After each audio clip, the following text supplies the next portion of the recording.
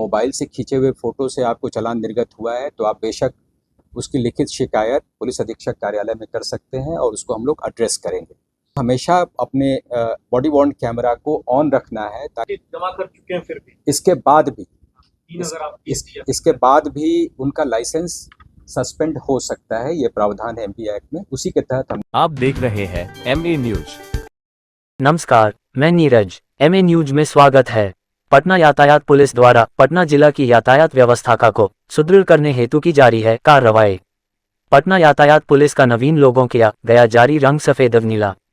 पटना शहरी क्षेत्र में कुल 54 मुख्य यातायात चेक पोस्ट चिन्हित किए गए। पटना शहर में यातायात संचालन प्रथम पाली में पूर्ण महिला पुलिस बल द्वारा किया जाएगा। 8 डॉल्फिन गाड़ियों का महिला पुलिस बल द्वारा संचालन। बने रहिए एमए न्यूज के साथ। जैसा कि विदित है कि institute of road traffic and education Faridabad से हम लोगों ने पटना सहित 4 बड़े शहरों का और नेशनल हाईवे के 750 किलोमीटर स्ट्रेच का सर्वे कराया था। उस सर्वे की फाइंडिंग्स आ गई और गत 4 सितंबर को चीफ सेक्रेटरी, डीजीपी एवं अन्य सभी स्टेक होल्डर के समक्ष उसकी प्रस्तुति की गई। उसमें से जो एक्शनेबल पॉइंट्स थे वो सभी हितधारकों के साथ शेयर किए गए हैं और उसमें एक महत्वपूर्ण एक्शनेबल पॉइंट था कि इन शहरों में जो सड़क इंजीनियरिंग या ट्रैफिक इंजीनियरिंग के फॉल्ट्स हैं उसको दुरुस्त कराया जाए। इसके पहले हम लोगों ने सभी स्टेक होल्डर्स की एक ट्रेनिंग कराई जिसमें 30 से ऊपर पदाधिकारी विभिन्न विभागों के शामिल हुए और ये ट्रेनिंग IRTE फरीदाबाद के सहयोग से कराई गई यहाँ पटना में। और इस संयुक्त टीम के द्वारा पटना शहर में जो सड़क इंजीनियरिंग की समस्या है या ट्रैफिक इंजीनियरिंग की समस्या है उसका सर्वे प्रारंभ कर दिया गया है। प्रथम चरण में नेहरू पथ को चुना गया है। कुछ और स्ट्रेचेस जो हैं वो शामिल किए गए हैं और इसके बाद नेशनल हाईवे का जहाँ तक संपर्क ये सवाल है तो पटना मुजफ्फरपुर का करीब 50 किलोमीटर का हाईवे स्ट्रेच उस पर ये कार्रवाई की जाएगी और जो फाइंडिंग्स होंगी उसको संबंधित विभागों से शेयर करते हुए उन कमियों को दूर किया जाएगा ताकि ये एक महत्वपूर्ण समस्या की तरफ हम लोग निदान की ओर आगे बढ़ सकें। दूसरा बिंदु मैं आपको बताना चाहता हूं कि आपको मालूम होगा नवंबर 2023 से हम लोगों ने मैनुअल चालान की प्रक्रिया पूर्णतः बंद कर दी है और हैंड हेल्ड डिवाइस के माध्यम से पारदर्शी तरीके से साक्ष्य आधारित कार्रवाई की जा रही है जिसके अच्छे परिणाम सामने आए हैं। इसमें मिनिमम ह्यूमन इंटरफेस होता है और शिकायतों में काफ़ी कमी आई। इसके बाद भी एक ऐसी शिकायत आ रही थी कि पदाधिकारी या कर्मी अपने मोबाइल के माध्यम से फ़ोटो खींच करके और उसको हैंडहेल्ड डिवाइस पर ट्रांसफ़र करते हैं जिससे दुरुपयोग की संभावना बनी रहती है। इस पर पूर्णतः लगाम लगाने के लिए हमने एक आदेश जारी किया है कि जो सब इंस्पेक्टर रैंक के पदाधिकारी हैं जो सक्षम हैं यातायात नियमों के उल्लंघन के विरुद्ध शमन की कार्रवाई करने वास्ते वो अपने उनको जो निर्गत किए गए हैं हैंडहेल्ड डिवाइस उनके माध्यम से ही फोटोग्राफिक साक्ष्य संकलित करें और उस आधार पर शमन की कार्रवाई करें।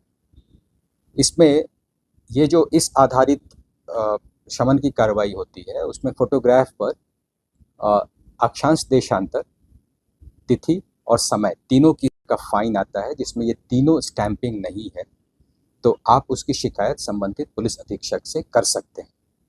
पटना ट्रैफिक पुलिस की तरफ से भी सभी पटना वासियों को नव वर्ष की हार्दिक शुभकामनाएं। नव वर्ष के ऊपर जो पटना ट्रैफिक पुलिस है वो भी आपको एक नए अवतार में दिखेगी जिसके लिए हम अनुरोध करेंगे कि सर के यहाँ से भी और ये लोगो है पटना ट्रैफिक पुलिस का जो लॉन्च करने के लिए हम सर से रिक्वेस्ट करेंगे।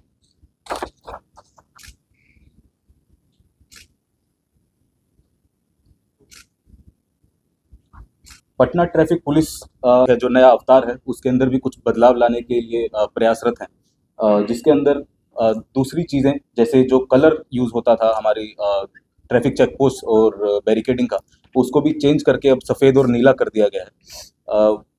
काफ़ी बदलाव शुरू भी हो गए हैं, आप लोगों ने नोटिस भी किया होगा। उसके दो मुख्य कारण हैं, क्योंकि जो येलो और रेड और ब्लू कलर होता है वो जनरली इमरजेंसी का कलर होता है, और as per IRC guidelines traffic का कलर, ट्रैफिक रेगुलेशन का कलर जो होता है वो वाइट एंड ब्लू होता है। तभी हमारे जो पुलिस कर्मी हैं वो भी आपको वाइट एंड ब्लू यूनिफॉर्म में दिखते हैं। साथ ही साथ इसकी विजिबिलिटी और कॉन्ट्रास्ट जो सड़क के ऊपर होता है वो भी ज़्यादा होता है, जिस वजह से जो हमारे पुलिसकर्मी हैं वो जब ट्रैफिक को डायरेक्शन देते हैं तो उनकी विजिबिलिटी ज़्यादा रहती है, वो भी किसी एक्सीडेंट की चपेट में नहीं आ जाए, उससे भी उनकी सेफ्टी बनी रहती है। दूसरा जो बिंदु है मुख्य जो हम हाईलाइट करना चाहेंगे उसके अंदर है कि पटना ट्रैफिक पुलिस का भी जो चेहरा है वो भी महिलाओं को बनाया जा रहा है, जिसके तहत पटना शहरी क्षेत्र में 54 ट्रैफिक चेक पोस्ट चिन्हित किए गए हैं, जिसमें 100% रेगुलेशन जो होगा वो महिला पदाधिकारियों एवं महिला पुलिसकर्मी के द्वारा किया जाएगा। यह लॉन्च 26 जनवरी 2025 से होगा, और ये जो 54 चेक पोस्ट हैं उसके लिए लगभग 60 से अधिक महिला पुलिस पदाधिकारी और 250 से अधिक महिला पुलिसकर्मी तथा होमगार्ड तैनात किए जा रहे हैं। साथ ही साथ 8 गाड़ियां जिनको जो पहले पटना पुलिस लाइन से चलती थी वो भी अब पटना ट्रैफिक पुलिस के अधीन ऐड कर दी गई हैं, जिनको डॉल्फिन बोला जाता है। तो वो डॉल्फिन कार्स हैं, जिसके चालक से लेके पदाधिकारी और सभी पुलिसकर्मी जो है वो महिलाएं हैं। तो 8 डॉल्फिन कार्स भी पटना ट्रैफिक पुलिस के अधीन अभी हैं, और उनके भी जो ट्रैफिक रूट्स हैं, ट्रैफिक रेगुलेशन के लिए जो एरियाज हैं वो चिन्हित करके उनको ड्यूटी पे तैनात कर दिया गया है। इसी के मद्देनज़र 26 जनवरी 2025 की जो राजकीय समारोह होगा, जो परेड होगी गांधी मैदान में, उसमें भी पटना ट्रैफिक पुलिस की तरफ से पहली बार एक महिला कंटिंजेंट रहेगा, ताकि महिला सशक्तिकरण और महिलाओं की के रोल को पुलिस के अंदर, ट्रैफिक पुलिस के अंदर स्पेसिफिकली उसको बढ़ावा दिया जा सके और लोगों के सामने रखा जा सके। Thank you. हम लोगों ने पिछले 1.5 सालों में जो भी कार्रवाई शमन की है उसका डिजिटल डेटा उपलब्ध है हमारे पास। उस आधार पर 3 या उससे अधिक ऑफेंसेस में जिन चालकों की संलिप्तता पाई गई है उनके खिलाफ उनको चिन्हित करके और अनुज्ञापन पदाधिकारी यानी डिस्ट्रिक्ट ट्रांसपोर्ट ऑफिसर के पास उनके लाइसेंस को निलंबित करने अथवा रद्द करने की कार्रवाई हेतु अनुशंसा भेजी गई है। यह संख्या करीब 10,000 से ऊपर है। तो मैं समझता हूँ कि यदि अनुज्ञापन पदाधिकारी इस पर त्वरित गति से कार्रवाई करते हैं तो ये यातायात नियमों के उल्लंघन के विरुद्ध एक मुख्य डेटरेंस के रूप में कार्य करेगा, और जो ऐसे चालक जो बार बार गलतियां कर रहे हैं उनके खिलाफ प्रभावी कार्रवाई हो पाएगी। कोई ऐसी शिकायत है तो आप हमारे को पर्सनली या फिर हमारे ऑफिस में लिखित में आवेदन दे दीजिए। प्रेस कॉन्फ्रेंस को डाइग्रेस नहीं करते हुए उसी टॉपिक पे रहा जाए। Thank you. जो पिछले दिनों आदेश निकाला था कि आपको मोबाइल से फ़ोटो नहीं खींचना है, और जो पॉस मशीन दी हुई है या HSD मशीन दी हुई है उसी से खींचना है, ताकि उसमें तीनों स्टैंपिंग, मैं फिर इसको रिपीट कर रहा हूँ। तो आपके माध्यम से मैं यही अपील करना चाहता हूँ कि आपके पास यदि कोई इस तरह का चालान गया है जिसमें मोबाइल से खींचे हुए फ़ोटो से आपको चालान निर्गत हुआ है, तो आप बेशक उसकी लिखित शिकायत पुलिस अधीक्षक कार्यालय में कर सकते हैं और उसको हम लोग एड्रेस करेंगे। और इसके अलावा हमने सभी पुलिसकर्मियों को ये हिदायत दी है कि उनको बॉडी वॉर्न कैमरा पहनना है। इस वास्ते करीब 500 बॉडी वॉर्न कैमरा हमने पटना पुलिस को केवल निर्गत कराया है। उसका मकसद यही है कि इस तरह की कोई शिकायत का कोई गुंजाइश न हो। यदि मान लीजिए कि वो अपना मोबाइल जो कैमरा है, बॉडी वॉर्न कैमरा, उसको किसी कारणवश बंद रखते हैं और उस अवधि में कोई शिकायत आती है, तो ये इन्फेरेंस निकाला जाएगा कि साहब उन्होंने गलती की थी।